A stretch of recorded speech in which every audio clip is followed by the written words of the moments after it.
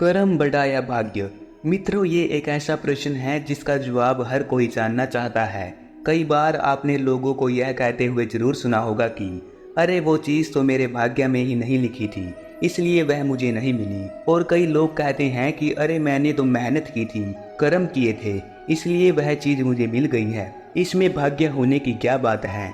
तो मित्रों, यह प्रश्न आपके मन में भी जरूर आ रहा होगा कि ये कर्म बड़ा जरूरी है या फिर भाग्य होना बड़ा जरूरी है। जानेंगे आज की इसी खास वीडियो में। तो मित्रों, बहुत से ऐसे महान ज्ञानी संतों ने कर्म तथा भाग्य की अलग अलग परिभाषा दी है।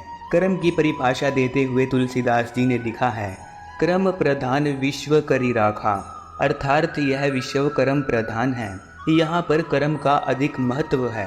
वही भगवत गीता में भी भगवान श्री कृष्ण ने कर्म की महिमा बताते हुए कहा है कि जो व्यक्ति कर्म करता है वह मुझको प्रिय है। किंतु कुछ संतजनों जैसे कबीरदास जी आदि जो कि भाग्य में विश्वास रखते हैं, उनका कहना है कि जो भाग्य में है उससे अधिक किसी को नहीं मिलता है। या हम कुछ लोगों को ऐसा कहते जरूर सुन सकते हैं कि जो भाग्य में लिखा है हम उसे बदल नहीं सकते हैं। तो आइए जानते हैं कि कर्म बड़ा होता है या फिर भाग्य।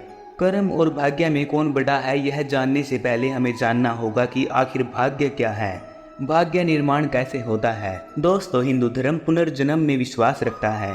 हिंदू धर्म के हिसाब से आत्मा एक शरीर को छोड़कर दूसरे शरीर को धारण कर लेती है। इसका उल्लेख भगवत गीता में भी मिलता है। व्यक्ति के द्वारा इस जन्म में किए गए कार्य ही अगले जन्म में भाग्य बन जाते हैं। संचित कर्म अच्छे या फिर बुरे किसी भी प्रकार के हो। आइए अब इसे हम एक उदाहरण से समझते हैं। आप इस जन्म में जैसे कार्य करते हैं, अर्थात अच्छे जैसे दान, पुण्य, दूसरों की मदद करना आदि, तो यही कर्म जब तक आप जीवित हैं तब तक तो आपकी सहायता करेंगे ही। और जो बचे हुए कर्म है, यदि आप मृत्यु को प्राप्त होकर अगले जन्म को प्राप्त करते हैं तो जो कर्मों का फल आपको इस जन्म में नहीं मिल पाया वह आपको अगले जन्म में जरूर ही मिल जाएगा। यदि आपके संचित कर्म अच्छे थे तो आपका भाग्य भी अच्छा ही होगा, और यदि आपके संचित कर्म बुरे थे तो आपका भाग्य बुरा ही होगा अगले जन्म में। वहीं अगर हम कर्म की बात करें तो व्यक्ति की हर एक गतिविधि कर्म कहलाती है। जैसे व्यक्ति का सोचना, खाना, कार्य करना, किसी के लिए अच्छा करना या फिर बुरा करना इत्यादि। भगवत गीता के अनुसार कर्म बड़ा या भाग्य, इसे समझने के लिए सबसे पहले हम आपको एक कहानी सुनाते हैं। एक विद्यालय में दो विद्यार्थी अजय व विजय पढ़ाई करते थे। अजय बहुत मेहनती था। वह अच्छे से पढ़ाई करने के बाद भी कक्षा में प्रथम स्थान प्राप्त करने में असमर्थ था, जबकि विजय नकल करके पास होने व भाग्य में विश्वास रखने वाला विद्यार्थी था। अजय और विजय धीरे धीरे अच्छे दोस्त बन गए।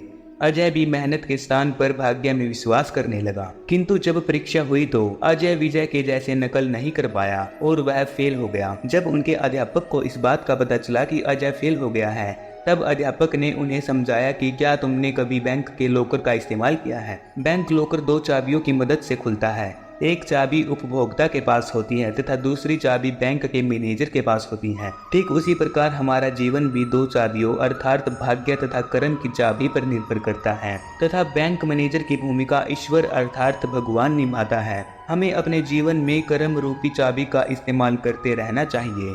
क्या पता कब ईश्वर अपनी भाग्य रूपी चाबी का इस्तेमाल करे और हम सफल हो जाएं। वही दूसरी ओर हो सकता है परमात्मा अपने भाग्य रूपी चाबी लगा रहा हो, पर हम अपनी कर्म रूपी चाबी का इस्तेमाल ही नहीं कर रहे हो और हमारी सफलता का ताला खुल ही नहीं पा रहा हो। गीता के अनुसार भाग्य भी कर्मों से ही बनता है, जो कि पिछले जन्मों का कर्म अर्थात संचित कर्म होता है। एक व्यक्ति अमीर घर में पैदा होता है, वही कोई गरीब घर में। यह सब उसके पिछले जन्मों के कर्म के आधार पर ही तय होता है। भगवत गीता के अनुसार कर्म का फल तो हर किसी को मिलता ही है। तो अब आप समझ ही गए होंगे कि कर्म या भाग्य एक साथ चलते हैं, एक के बिना दूसरा महत्वहीन है। इसलिए कर्म और भाग्य दोनों का ही जीवन में होना बहुत अधिक जरूरी है। अगर आपको वीडियो अच्छी लगी हो तो इस वीडियो को एक लाइक और चैनल को जरूर सब्सक्राइब करें।